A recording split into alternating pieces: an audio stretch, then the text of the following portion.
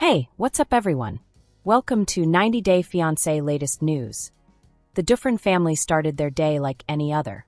A little bit of sunlight came through the thin curtains of their New Orleans condo, making the hardwood floors look golden. The soft whir of the ceiling fan and the quiet chirping outside made it seem like the world was going to end. Yara Zaya was sitting on the couch with her knees pulled up to her chest and a coffee mug in her hands. She slowly went through her phone, like she did every morning, half curious and half worried. But this time, her thumbs stopped moving in the middle of the swipe. Her face turned pallid. There was a headline on the TV that she couldn't understand. 90 Day Fiancé star Jovi Dufren arrested after hitting dog in hit and run. There was a picture of Jovi that looked like it was taken at a fan gathering a few months ago. She looked arrogant without knowing it. The article said he had been arrested following the tragic incident, but it didn't say who the sources were. Her heart sank. Footsteps softly entered the living room. "Babe," Jovi's voice said sleepily. "Have you seen my charger?" At first, Yara didn't say anything.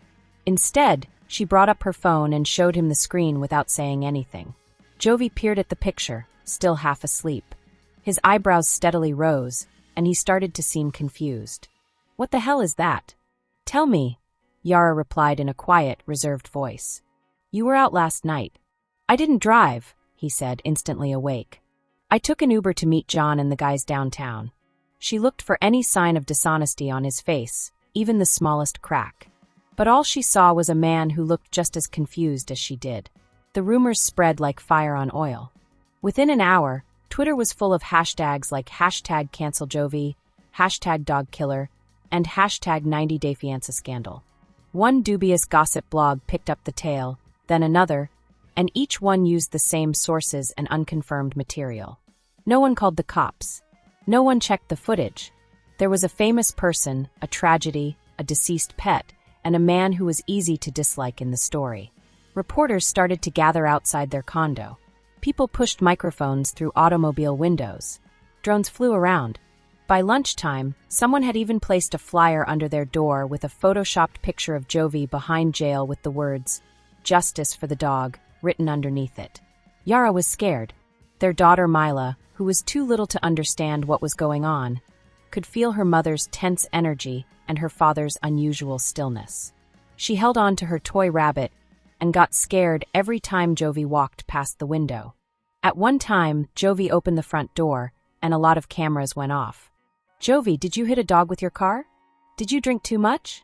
Do you feel bad about what you did?" "No comment," he said, trying to close the door before Yara dragged him back in, tears threatening to fall.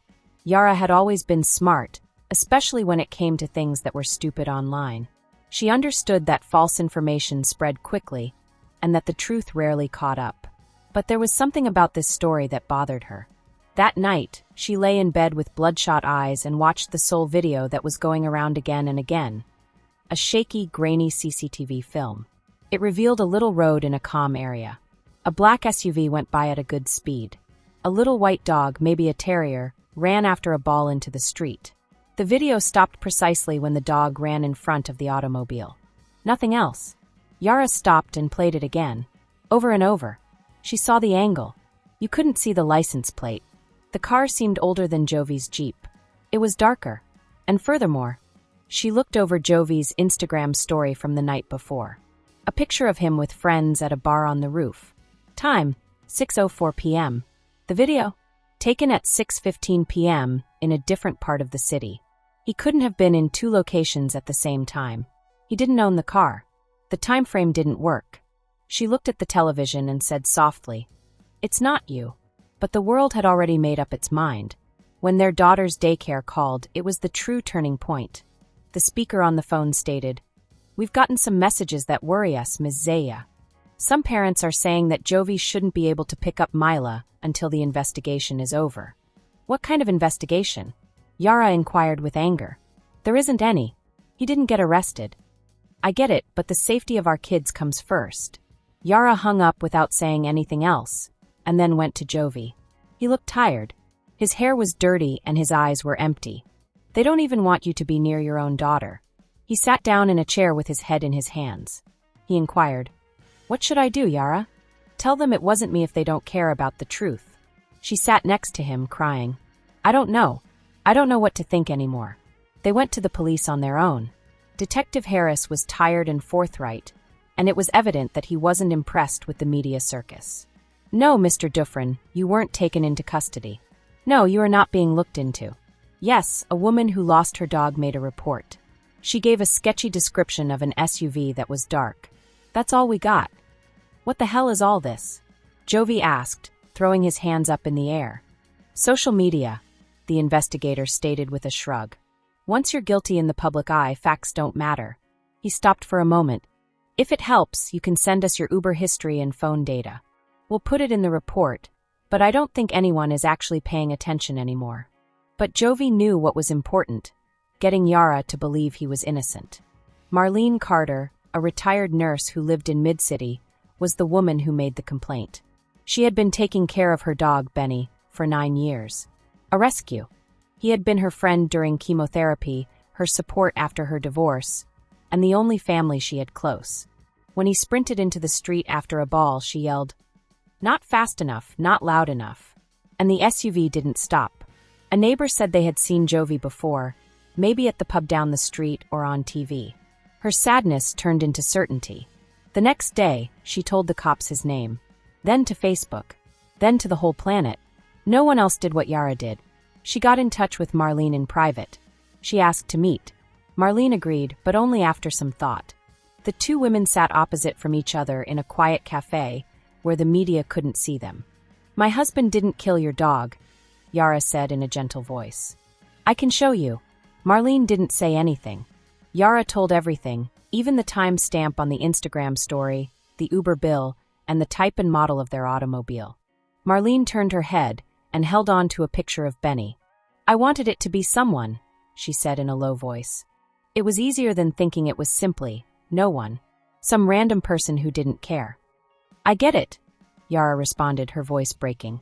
"But blaming the wrong person only makes things worse." Yara saw something break in Marlene's eyes for the first time in days, regret. Marlene's lawyer sent out a statement a week later. "After looking at further facts, I don't think Mr. Jovi Dufren was engaged in the event with my dog, Benny, anymore. I'm sorry for any damage that the false information that propagated after my first remark did. It wasn't an apology to the public. It wasn't seen on TV. But that was enough." Jovi, on the other hand, didn't celebrate. He knew how fast things might get out of hand. He had been publicly crucified for a crime he didn't commit. But he did smile for a moment when Yara looked at him that night and said, "I should never have doubted you." He kissed her on the forehead. "I never blamed you," he said softly. "Not once." As expected, the media moved on. There were new scandals. Famous people fallen. At that point, Jovi and Yara were old news. But things had changed between them. The trust they rebuilt was stronger than the blind faith they had before. They now knew what it was like to be attacked not for what you did, but for what people thought you had done. For 2 months, Jovi didn't use Instagram. Yara wrote a long blog article called "What the Internet Doesn't See" that went viral among women who had also been abused online or who had doubts about the people they loved. Marlene planted a rose bush in her yard in remembrance of Benny and sent money to a local rescue in Jovi's name. On a warm spring afternoon, they walked by the park again. Yara clutched Jovi's hand while he pushed Mila's stroller. The memorial was no longer visible. Life was going on, kids playing, dogs barking, and so forth. Jovi stopped near the intersection where the SUV used to go fast. "That's funny," he murmured gently. "You remember every little thing about the worst days of your life." Yara held his hand tightly. "And then you make them better." This gossip is over. If you liked the video, then give your opinion in the comment box and stay with us by subscribing the channel. Thank you.